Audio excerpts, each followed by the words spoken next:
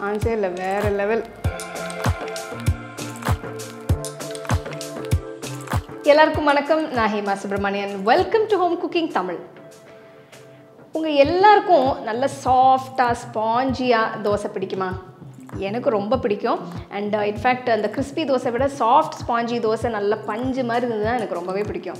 So இன்றைக்கி நான் உங்களுக்கு ஒரு அருமையான செட் தோசை தான் செஞ்சு காட்ட போகிறேன். ஸோ வாங்க டைம் வேஸ்ட் பண்ணாமல் இந்த செட் தோசை எப்படி செய்கிறதுன்னு பார்க்கலாம். இன்றைக்கி நம்ம பார்க்க போகிற இந்த செட் தோசை ரெசிபிக்கு வந்து ஒரு 12லேருந்து 15 சின்ன தோசை வரும். பட் சப்போஸ் உங்களுக்கு ஜாஸ்தியாக தோசை வேணும்னா நான் காட்டுற ப்ரப்போர்ஷன்ஸ், அதாவது இந்த அளவு எல்லாமே நீங்கள் டபுள் பண்ணிக்கோங்க. ஸோ ஃபஸ்ட்டு நம்ம அரிசி எடுத்துக்கலாம் ஒரு பவுலில். இது வந்து நான் பச்சரிசி எடுத்திருக்கேன், அதாவது 1 கப் அளவுக்கு. இது வந்து 250 ml கப் மெஷர்மெண்ட். இதில் 1 கப்பு பச்சரிசி எடுத்திருக்கேன். அடுத்து இதில் 1/4 கப் அளவுக்கு உளுந்து, அதாவது முழு உளுந்து எடுத்துக்கலாம். 1/4 கப்பு, இந்த 1/4 கப் அளவுக்கு முழு உளுந்து அது சேர்க்க போகிறேன். அடுத்து 1 டீஸ்பூன் வெந்தயம், அதுவும் இதில் சேர்த்துடலாம். இது வந்து நம்ம எல்லாமே சேர்த்து தனியாக ஊற வைக்கணும். ஸோ இது நல்லா 2-3 வாட்டி கழுவிட்டு தேவையான அளவு தண்ணியை ஊற்றி இது ஒரு 3 மணி நேரம் நம்ம ஊற வச்சுக்கலாம். ஸோ இதை சுத்தமாக கழுவியாச்சு. இப்போது நான் தண்ணி ஊற்றி ஊற வச்சிடுறேன். இது ஒரு 3 மணி நேரம் ஊறட்டும். அரிசியும் பருப்பும் ஒரு 2.5 மணி நேரம் ஊற வச்ச பிறகு ஜஸ்ட் அரைக்கிறதுக்கு ஒரு 1/2 மணி நேரத்துக்கு முன்னாடி இந்த அவலை போட்டு நம்ம ஊற வைக்கணும். இதை பாருங்கள், இது வந்து இந்த தட்டை அவல் தான் எடுத்திருக்கேன். அந்த சின்னதாக குண்டாக இருக்கும்ல, அந்த அவல் கிடையாது. இது நீங்கள் எடுத்தீங்கன்னா உங்களுக்கு இந்த ரெசிபிக்கு இந்த மாதிரி அவல் எடுத்திங்கன்னா நல்லாயிருக்கும்.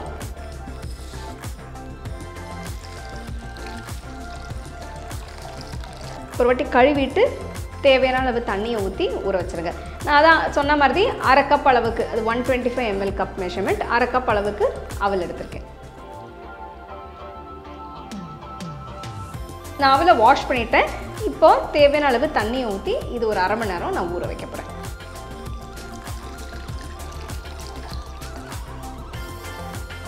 மூணு மணி நேரம் ஆயிடுச்சு. இங்கே பாருங்கள், அவலும் நல்லா உப்பி இருக்கு. ஸோ இப்போது இதில் வந்து தண்ணியெல்லாம் நான் வந்து ரிமூவ் பண்ணிவிட்டேன், எடுத்துட்டேன். இதை கம்ப்ளீட்டாக அப்படியே நான் வந்து மிக்சர் ஜாருக்கு மாற்றுறேன். இதை நீங்கள் கிரைண்டரில் கூட அரைச்சிக்கலாம். இது வந்து குவான்டிட்டி கம்மினால நான் வந்து மிக்சர் ஜார்லேயே போடுறேன்.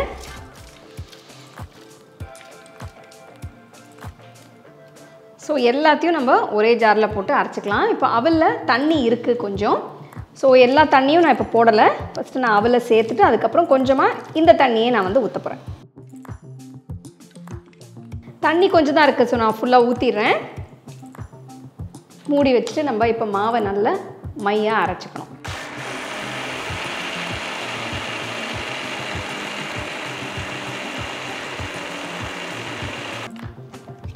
மாவு பாருங்கள், நல்ல மையாக அரைஞ்சிருக்கு. நான் செக் பண்ணி பார்த்துடுறேன். சூப்பராக இருக்குது, நல்லா சாஃப்டாக இருக்குது. இப்போ நம்ம மாவை எடுத்து ஒரு பவுலுக்கு மாற்றிடலாம். ஸோ மாவு வந்து நான் நல்லா மையாக அரைச்சிட்டேன். இப்போ நான் இதில் 1 டீஸ்பூன் உப்பு சேர்த்து நல்லா மிக்ஸ் பண்ணி இதை வச்சிட போகிறேன்.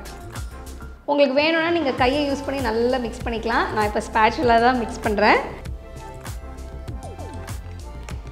ஸோ நல்லா இந்த மாதிரி ஃப்ளஃபியாக வர மாதிரி நல்லா மிக்ஸ் பண்ணிவிடுங்க.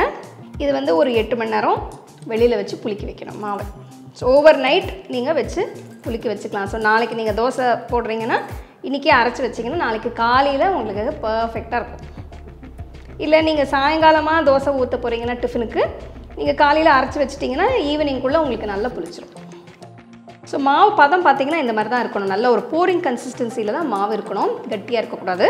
ஸோ இந்த பதம் நீங்கள் பார்த்துக்கோங்க. இப்போ நம்ம மாவை புளிக்க வைக்க போகிறோம். நான் இதை அப்படியே ஒரு 8 மணி நேரம் மூடி போட்டு வச்சிட போகிறேன். பாருங்கள், மாவு நல்லா பொங்கியிருக்கு. ஸோ அப்படி மிக்ஸ் பண்ணுறேன் பாருங்கள், எவ்வளோ நல்லா ஃப்ராத்தியாக இருக்குன்னு.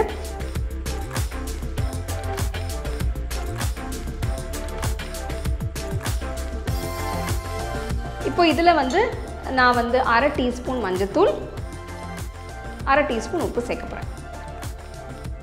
ஸோ மஞ்சத்தூள் வந்து உங்களுக்கு ஒரு ஆப்ஷன் தான். தோசை நல்லா ஒரு மஞ்சள் கலரில் வரும். இது யூஸ்வலாக இந்த மாதிரி தோசை, அதாவது செட் தோசை வந்து இந்த மாதிரி மஞ்சள் கலரில் ரெஸ்டாரண்ட்ஸில் ஹோட்டல்ஸ்லலாம் தருவாங்க. எல்லா இடத்துலையும் இது கிடைக்காது, சில இடத்துல தான் தருவாங்க. ரீசெண்டாக வந்து நான் போன ஒரு ரெஸ்டாரண்ட்டில் இந்த மாதிரி செஞ்சு கொடுத்துருந்தாங்க, ரொம்ப நல்லா இருந்தது.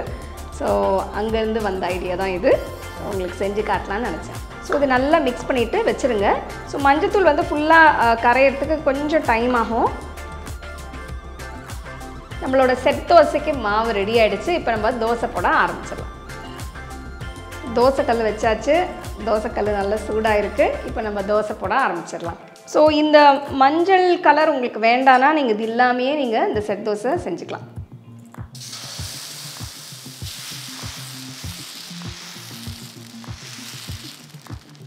ஜஸ்ட்டு ஒரு கரண்டி மாவு எடுத்து ஊற்றிட்டு லேசாக அதை ஸ்ப்ரெட் பண்ணுங்கள்.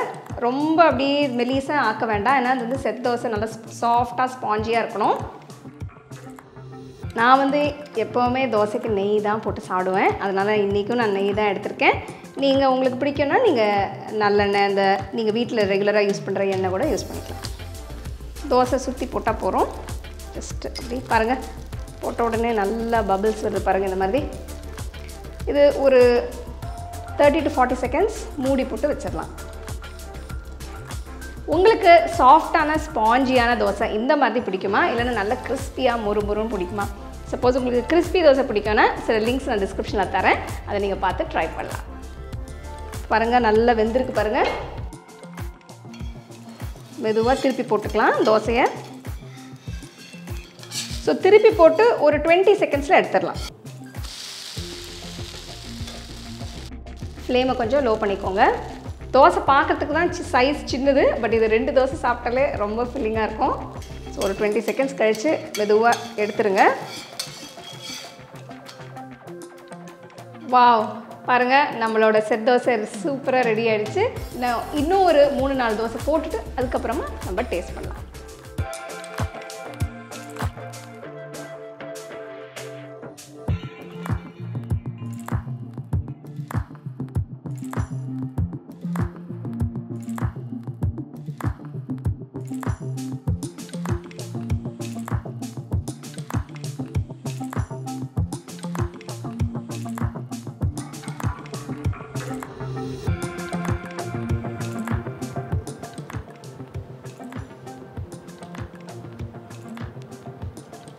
சான்ஸே இல்லை, வேறு லெவல்.